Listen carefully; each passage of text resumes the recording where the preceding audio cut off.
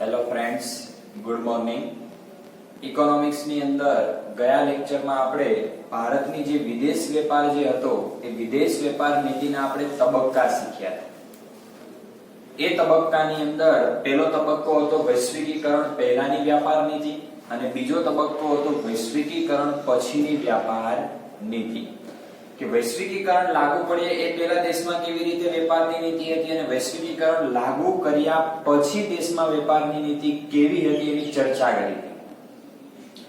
પ્રશ્ન જે છે તમને હોમવર્કમાં લખવા માટે પણ આપ્યો તો દરેક વિદ્યાર્થીએ સારા અક્ષરે નોટબુકમાં લખ્યો પણ હશે જ. આજના લેક્ચરની અંદર આપણે આ ચેપ્ટરનો એક છેલ્લો પ્રશ્ન જે ચોપડીની અંદર પેજ નંબર 91 ઉપર આપેલો છે, પ્રશ્ન બોર્ડ ઉપર હું અહીંયા લખું છું કે જે દેશનું જે અર્થતંત્ર છે, દેશનું જે અર્થતંત્ર છે, અર્થતંત્રમાં જે આપણું ચેપ્ટર છે આર્થિક સુધારા, આર્થિક સુધારાની સાનુકૂળ અને પ્રતિકૂળ અસરો સમજાવો. બંને અસરો. આપણા ચેપ્ટરનું નામ શું છે? 1991 થી આર્થિક સુધારા. તો આજે આર્થિક સુધારા 1991 માં સરકારે કર્યા છે. કયા કયા સુધારા કર્યા હતા યાદ કરો તો? 3 સુધારા: ઉદારીકરણ, ખાનગીકરણ અને વૈશ્વિકીકરણ.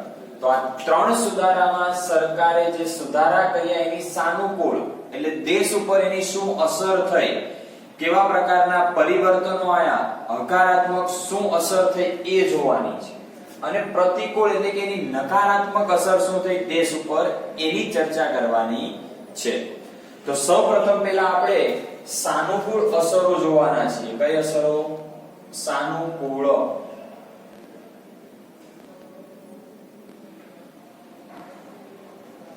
સાનુકૂળ અસરો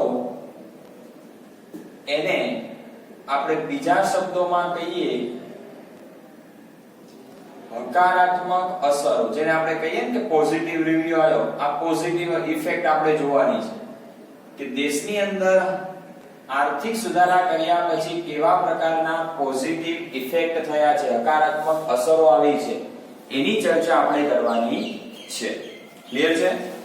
ચલો જો એની અંદર પહેલું કે આર્થિક સુધારાને લીધે આંતરરાષ્ટ્રીય સ્પર્ધામાં ગુણવત્તાવાળી વસ્તુઓ સસ્તા દરે અને સહેલાઈથી મળવા લાગી અથવા તો મળતી થઈ ગઈ. પહેલી અસર કે આર્થિક સુધારાને લીધે ગ્રાહકોને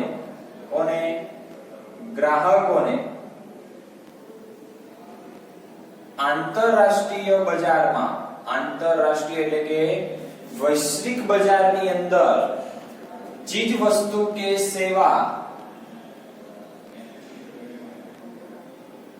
કેવી મળતી થઈ? ગુણવત્તાવાળી વસ્તુઓ સહેલાઈથી મળતી થઈ. કે ગ્રાહકોને જે પણ વસ્તુ જે સારી ક્વોલિટીની વસ્તુ જોઈતી હોય એ સારી ક્વોલિટીની વસ્તુ એને આંતરરાષ્ટ્રીય બજારમાં એટલે કે વૈશ્વિક બજારમાં સરળતાથી મળતી થઈ. કોઈ પણ વસ્તુ અત્યારે માર્કેટમાં લેવા જઈએ તો ઘણી બધી કંપનીઓ હોય છે.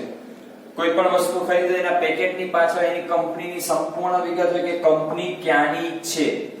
એટલે આંતરરાષ્ટ્રીય બજારમાં સારી વસ્તુ, ગુણવત્તાવાળી વસ્તુઓ આપણને મળવા લાગી. હવે ગુણવત્તાવાળી વસ્તુઓનો આપણે ઉપયોગ કરશું તો આપણું સ્વાસ્થ્ય કેવું બને? સારું બને, તંદુરસ્ત બને, કોઈ બીમારી રહે નહીં. એટલા માટે આ પહેલો ફાયદો આપણને આ થયો જે આ 3 નીતિ લાગુ કરીને એનો કે આપણને વસ્તુઓ કેવી મળે? સારી અને ગુણવત્તાવાળી. ચલો બીજું, ભારતની નિકાસોમાં વધારો થતા, બીજું નિકાસ વધતા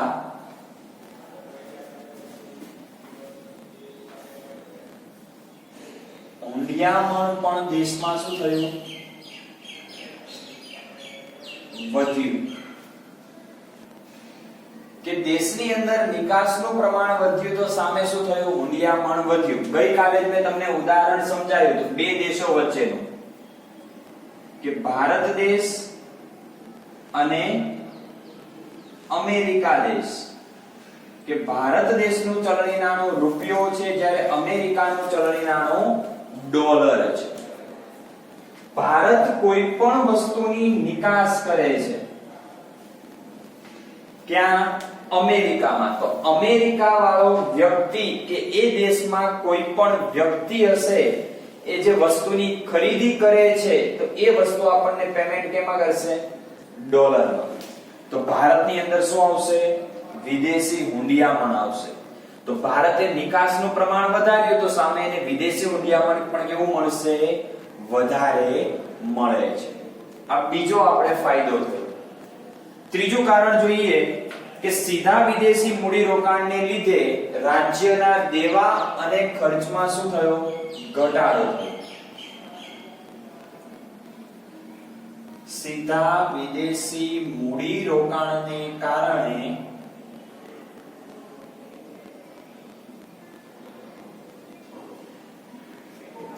રાજ્ય જે છે અથવા તો દેશ જે છે એ દેશના દેવા અને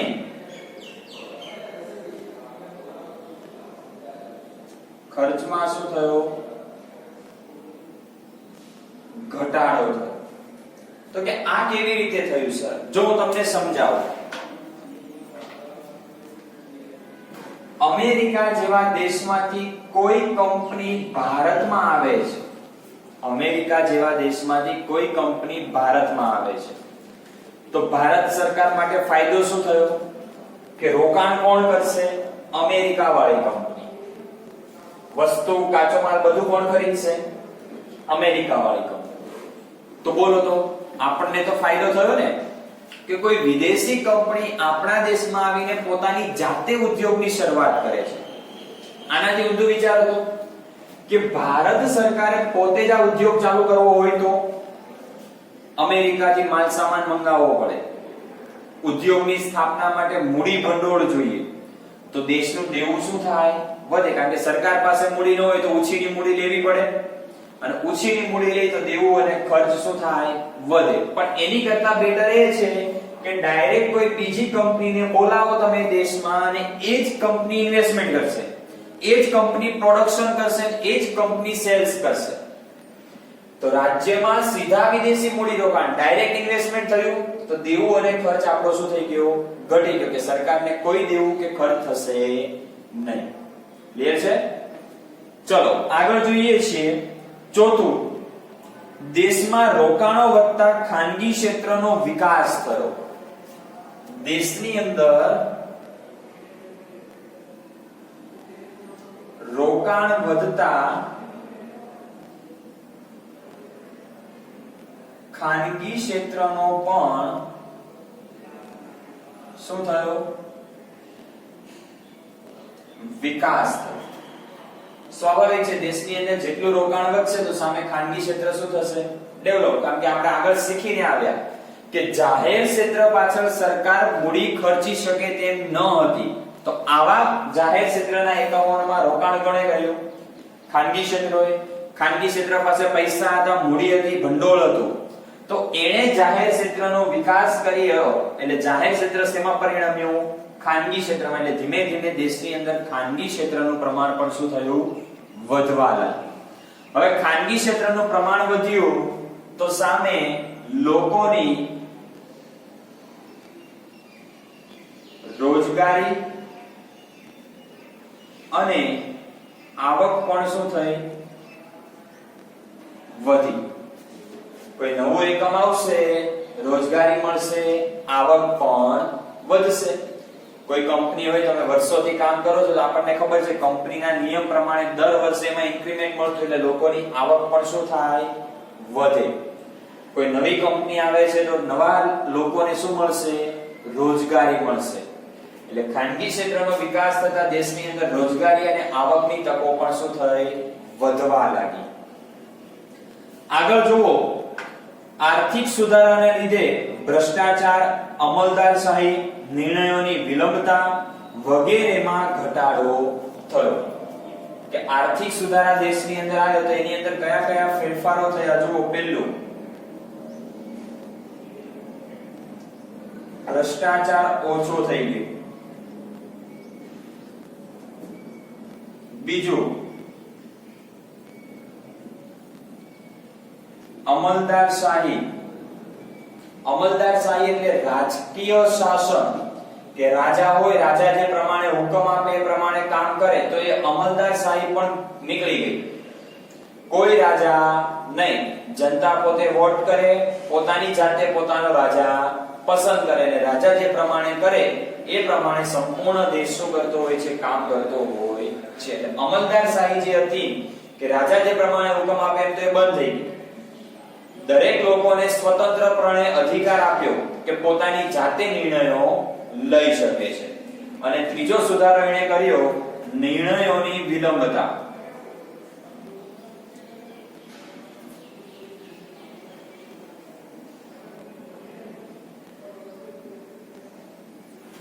જાહેર ક્ષેત્ર કોના હસ્તક હતું?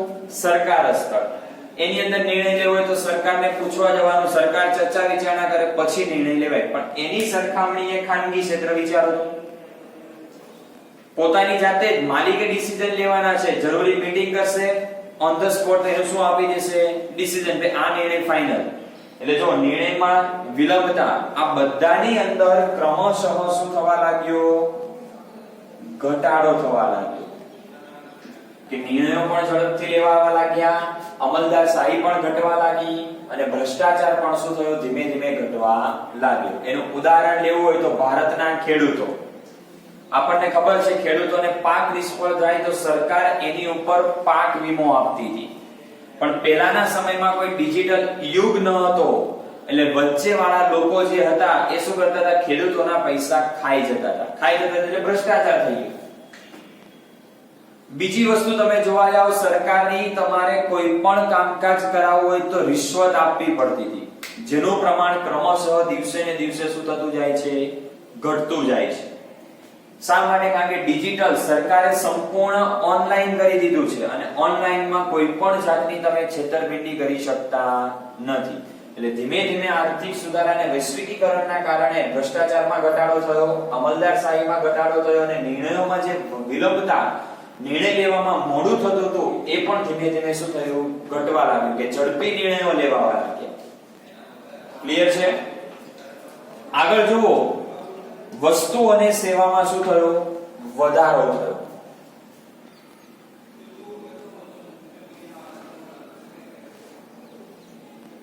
વસ્તુ અને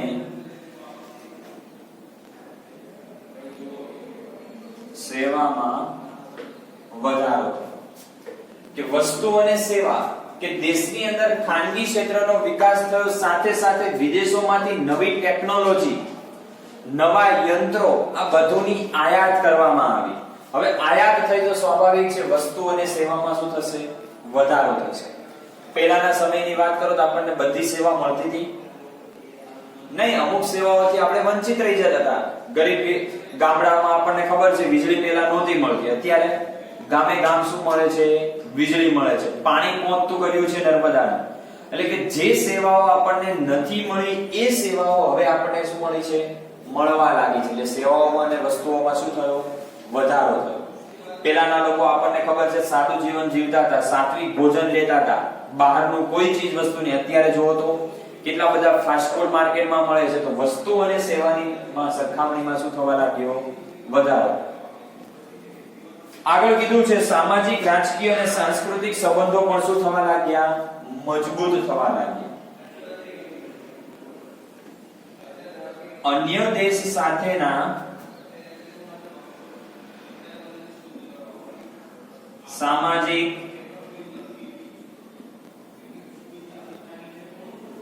સાંસ્કૃતિક અને રાજકીય સંબંધો શું થયા? સુધરવા લાગ્યા. કેવી રીતે? હવે ભારત અને અમેરિકા વેપાર કરે છે તો બંને દેશ શું થશે? એકબીજાની નજીક આવશે, બંનેના સંબંધો સુધરશે. એટલે અન્ય દેશ, કોઈ પણ દેશ હોય એના સામાજિક, સાંસ્કૃતિક અને રાજકીય સંબંધોમાં શું થાય છે? સુધારો થાય છે. કારણ કે આપણે કોઈ વસ્તુની આયાત કરીએ છીએ તો આપણા દેશમાંથી બીજી કોઈ વસ્તુ એ દેશમાં નિકાસ થતી હોય છે, એટલે બંને દેશ વચ્ચેના સંબંધોમાં પણ શું થાય છે? સુધારો થાય છે. અને એના કારણે આ જે જોઈ શકો છો તમે એ પ્રમાણે 1 2 3 4 5 6 અને 7 પ્રકારની આપણા દેશની અંદર સાનુકૂળ એટલે કે હકારાત્મક અસરો સર્જાણી. કોના કારણે? આર્થિક સુધારાને કારણે.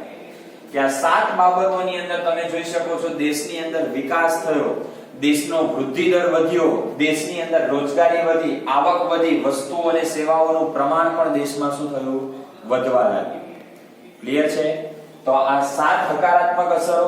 હવે આપણે જોઈએ છીએ એની જેમ જ નકારાત્મક અસરો. કઈ અસરો?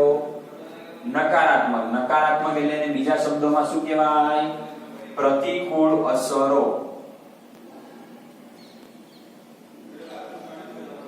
કઈ અસરો? પ્રતિકૂળ અસરોને બીજા શબ્દોમાં શું કહેવાય?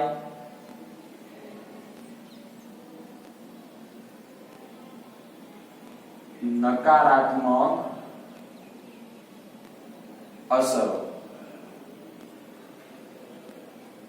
કે આર્થિક સુધારાને કારણે દેશમાં કેવા પ્રકારની નેગેટિવ ઇફેક્ટ આવી, નકારાત્મક કેવા પ્રકારની અસર આવી એ આપણે જોવાની છે કે દેશની અંદર શું પરિવર્તન થયું. આજે આપણે હકારાત્મક અસરો જોઈ તો એની સામે એની નકારાત્મક વિરુદ્ધ અસરો પણ છે. ચાલો ચર્ચા કરીએ એની આપણે. પહેલું કે બહુરાષ્ટ્રીય કંપનીઓના હરીફાઈને લીધે નાના અને ગૃહ ઉદ્યોગો દેશની અંદર ટકી શક્યા નહીં. કોને કારણે? બહુરાષ્ટ્રીય કંપનીઓ. કેવી કંપનીઓ? બહુરાષ્ટ્રીય કંપનીની સામે દેશની અંદર નાના અને ગૃહ ઉદ્યોગ ટકી શક્યા નહીં. શા માટે? કારણ કે બહુરાષ્ટ્રીય કંપની કોને કહેવાય? આપણે વાણિજ્યમાં એનો અર્થ શીખીને આવ્યા છીએ. બોલો કે બહુરાષ્ટ્રીય કંપની એટલે એક કરતા વધુ દેશોમાં પોતાનો શું કરતી હોય? બિઝનેસ કરતી હોય. તો અહીંયા પણ એવું થયું કે વિદેશોની કંપનીઓ ભારતમાં આવી. હવે ભારતમાં આવી એટલે એને શું થયું? પોતાની કંપનીઓ, પોતાના મશીનરી, પોતાના જે સાધન સંપત્તિ હતા એ દેશની અંદર લાવ્યા. હવે દેશની અંદર લાવ્યા તો સામાન્ય રીતે નાના અને ગૃહ ઉદ્યોગો એની સામે ટકી શક્યા નહીં. કારણ કે નાના અને ગૃહ ઉદ્યોગો શું હતા? પોતાની જાતે, પોતાની મહેનતથી વસ્તુ તૈયાર કરતા હતા. એની સામે ફોરેન કંપનીઓ મશીનરી લાવી દીધી, સામે ડબલ પ્રોડક્શન, 3 ગણું ઉત્પાદન કરે. બજારની અંદર આજે નાના અને ગૃહ ઉદ્યોગો હતા એના કરતા સસ્તા ભાવે વસ્તુ આપે. તો એની સામે દેશના જે નાના અને ગૃહ ઉદ્યોગો હતા એ ટકી શક્યા નહીં. ધીમે ધીમે શું થવા લાગ્યા? બંધ થવા લાગ્યા. બીજી અસર જોઈએ છીએ, ખાનગીકરણની પ્રક્રિયા અને વૈશ્વિકીકરણની પ્રક્રિયા બંને સાથે શરૂ થઈ.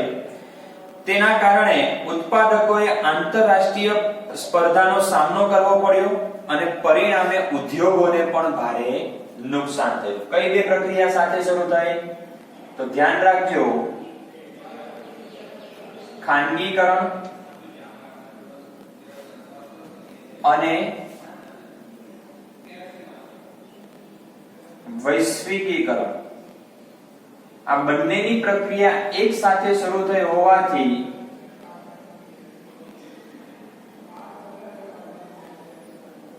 આંતરરાષ્ટ્રીય સ્પર્ધામાં શું થયું? ભારે સામનો કરવો પડ્યો. બીજી વસ્તુ, દેશના ઉદ્યોગોને ભારે નુકસાન પણ થયું. શું થયું? નુકસાન. કેવી રીતે થયું સમજીએ. હવે ખાનગીકરણ એટલે શું? કે જે જાહેર ક્ષેત્રની એકમોની જે માલિકી હતી એ સંપૂર્ણ કોને આપી દીધી? ખાનગી માલિકો. વૈશ્વિકીકરણ એટલે વિદેશના ઉદ્યોગો ક્યાં આવ્યા? ભારતના દેશ. તો આ બંને પ્રક્રિયા એક સાથે થઈ એટલે આંતરરાષ્ટ્રીય બજારમાં શું થાય? બધા ઉદ્યોગો વચ્ચે સ્પર્ધા થઈ. હવે સ્પર્ધા થઈ તો સ્વાભાવિક છે ભારતના ટેકનોલોજી અને ભારતના ઉદ્યોગોની પરિસ્થિતિ આપણને ખબર જ હોય કે વિદેશની સરખામણીએ ભારતની ટેકનોલોજી કેવી પડે? નબળી પડે. નબળી પડે એટલે એને ભારે નુકસાન થાય, કારણ કે ઉત્પાદન થાય નહીં, સારી ક્વોલિટી વાળી વસ્તુઓ મળે નહીં. બીજી વસ્તુ જોવા જાવ તો જેટલું ફોરેન કંપનીઓ ઝડપથી ઉત્પાદન કરી શકતી હોય એટલી ઝડપથી ભારતની કંપની ઉત્પાદન કરી શકતી ના હોય. આ બધા કારણોસર આંતરરાષ્ટ્રીય સ્પર્ધામાં ભારે નુકસાન થયું. ક્લિયર છે? બીજો. ત્રીજો, જાહેર સેવાનું ખાનગીકરણ થયું, પરિણામે સબસિડી ઘટી અને પાયાની સુવિધાઓ પણ મોંઘી બની. આંતરરાષ્ટ્રીય બજારની અંદર બીજું શું થયું? જાહેર સેવાઓ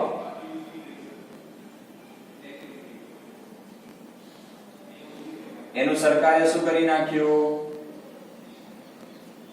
ખાનગીકરણ.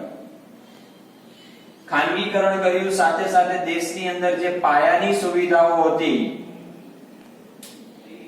પાયાની સુવિધાઓમાં એ પણ શું થવા લાગી? મોંઘી બની. પાયાની સુવિધાઓ એટલે રોડ, રસ્તા, રેલવે વગેરે. ઉદાહરણ આપો, અમદાવાદની અંદર વીજળીનું સપ્લાય કરતું ટોરેન્ટ પાવર પેલા કોના હસ્તક હતું? ગવર્નમેન્ટ. તો પેલા જાહેર સેવા, માલિક હવે કોને આપી દીધો? ખાનગીકરણ. ટોરેન્ટ પાવર એનો માલિક બની ગયો. તો પાયાની સુવિધા શું બની? આપણા માટે મોંઘી. સરકાર આપણને જે પેલા વીજ દર યુનિટ આપતી હતી એની સરખામણીએ ટોરેન્ટ પાવર આપણી પાસેથી વધુ વીજ દર વસૂલ કરે છે, વધુ રકમ આપણે કહીએ કે વસૂલ કરે છે એવું કહી શકીએ. બીજું જોવા જઈએ દેશની અંદર બસની સેવા, તો બસની અંદર દેશની અંદર આપણને ખબર છે એસટી બસ સેવા, તો એ જાહેર સેવા છે. પણ એની સામે સરકારે પ્રાઇવેટ બસો, બીઆરટીએસ આવી જુદી જુદી સેવાઓની શરૂઆત કરી એટલે ખાનગીકરણ આવ્યું. તો એની સેવા પણ કેવી બની? આપણા માટે મોંઘી બની. આંતરરાષ્ટ્રીય બજારમાં ક્રૂડ ઓઇલના ભાવ વધ્યા તો પેટ્રોલ અને ડીઝલ પણ શું થઈ જાય? મોંઘું થઈ જાય. તો સરકારની જે પાયાની સુવિધાઓ છે એ પણ શું બની? મોંઘી બની. બીજું જોઈએ કે પાણી એ દરેક વર્ગના અને દરેક લોકો માટે જીવન જરૂરિયાતની વસ્તુ છે, તો એ સરકાર હવે પાણી માટે પણ આપણી પાસેથી શું લે છે? ટેક્સ વસૂલ કરે છે. બાકી પાણી એ ખરેખર જોવા જાવ તો એની ઉપર કોઈ ટેક્સ હોય નહીં, પણ સરકાર એની ઉપર પણ આપણી પાસેથી શું લે છે? ટેક્સ વસૂલ કરે છે. શા માટે? કારણ કે ખાનગીકરણ વચ્ચે આવે છે એટલા માટે. એટલે અહીંયા આપણે કહ્યું કે જાહેર સેવાને કારણે, એટલે કે જાહેર સેવાઓને ખાનગીકરણમાં તબદીલ કરવામાં આવ્યું, એટલે કે જાહેર સેવાના કેટલાક એકમો ખાનગીકરણમાં પરિણમ્યા, મોંઘી બનવા લાગી. આગળ કીધું છે ચોથું, દેશના ચલણમાં બદલાવ આવતા આયાત ખર્ચમાં ખૂબ જ વધારો થયો. દેશનું જે ચલણ હતું એ ચલણમાં શું થયું? બદલાવ આવ્યો. બદલાવ આવ્યો તો દેશની અંદર આયાત ખર્ચ શું થઈ ગયો? વધી ગયો. કેવી રીતે ચલણમાં બદલાવ આવ્યો?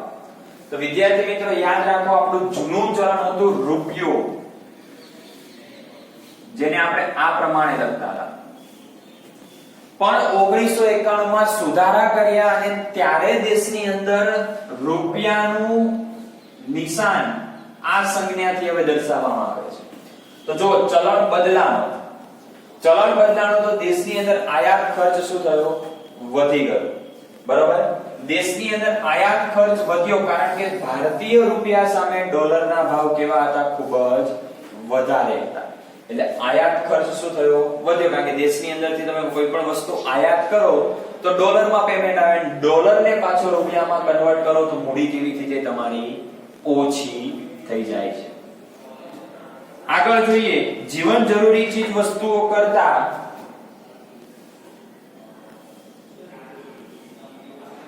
જીવન જરૂરી ચીજ વસ્તુ કરતા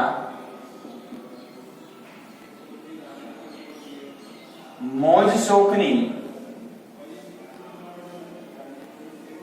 ચીજ વસ્તુની માંગ વધી. અત્યારનું જ ઉદાહરણ લઈ લો, જીવન જરૂરિયાતની વસ્તુ આપણા માટે શું છે? રોટી, કપડા ઓર મકાન. પણ એની સાથે સાથે મોજ શોખની વસ્તુની માંગ વધી. ગાડી છે, પછી અઠવાડિયું થાય એટલે ફરવા જવાનું છે, હોટલમાં જમવા જવાનું છે. આ બધા આપણા શું છે? મોજ શોખ છે. તો એ મોજ શોખની ચીજ વસ્તુઓ શું થઈ? વધી. અને આ મોજ શોખની ચીજ વસ્તુઓ કોણે પૂરી પાડી હશે?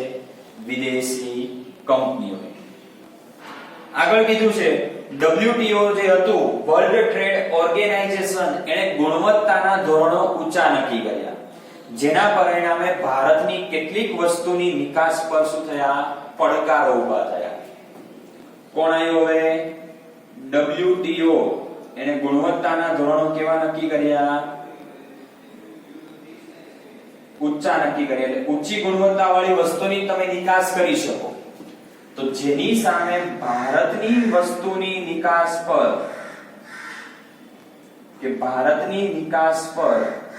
શું ઊભા થયા? પડકાર ઊભા થયા. શા માટે?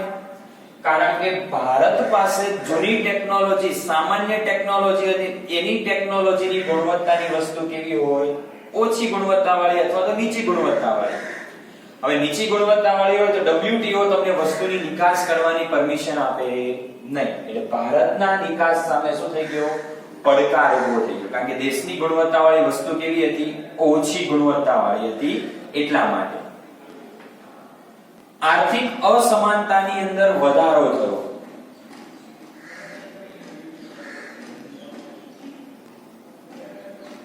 આર્થિક અસમાનતામાં વધારો. આર્થિક અસમાનતા એટલે કે ત્રણ વર્ગ, ધનિક વર્ગ, મધ્યમ વર્ગ અને ગરીબ વર્ગ. કે આ સુધારાને કારણે ધનિક વર્ગ વધુને વધુ ધનિક બનતો ગયો, ગરીબ વર્ગ વધુને વધુ ગરીબ બનતો ગયો અને આ બંને વચ્ચે મધ્યમ વર્ગ પીસાઈ ગયો. એટલે આર્થિક અસમાનતામાં ધીમે ધીમે હજી શું થયો? વધારો થયો. આગળ કીધું છે દેશના ઉદ્યોગોની સામાજિક, સાંસ્કૃતિક અને વારસા જે હતો એની અંદર ઘણું બધું મોટું નુકસાન થયું. દેશનું જે સામાજિક અને જે સાંસ્કૃતિક વારસો કહીએ, એ સાંસ્કૃતિક વારસો એને શું થયું છે? ઘણું બધું નુકસાન થયું છે. તો આની અંદર પણ હું તમને સમજાવું. દાખલા તરીકે આપણે જોઈએ આગ્રાની અંદર આવેલો તાજમહેલ. તમે શીખ્યા હશો આગળના ધોરણોમાં કે તાજમહેલનો જે રંગ હતો એ પીળાશ પડતો થઈ ગયો છે. શા માટે? કારણ કે વિદેશની ટેકનોલોજીઓ ભારતમાં આવી છે અને એ ભારતની અંદર ઉત્પાદન કરે તો વાતાવરણ શું થવા લાગ્યું છે? પ્રદૂષિત. અને વાતાવરણ પ્રદૂષિત થાય છે, એના પરિણામે તાજમહેલનો જે વ્હાઈટ રંગ હતો એ ધીમે ધીમે શું થવા લાગ્યો છે? પીળાશ પડતો થવા લાગ્યો છે. તો આવી જ રીતે ઘણા બધા આપણા સાંસ્કૃતિક વારસાઓ છે જેના આનો સામનો કરવો પડે છે. એટલે દેશની અંદર આર્થિક સુધારાને પરિણામે આપણી જે સામાજિક અને સાંસ્કૃતિક વારસો હતો એને પણ શું થવા લાગ્યું છે? ભારે નુકસાન થવા લાગ્યું છે. આગળ જોઈએ કે ખાનગીકરણને કારણે મોટા ઉદ્યોગોની સ્થાપના થઈ. રસ્તા, વીજળી, પાણી અને માલની સુવિધાઓની તંગી સર્જાઈ.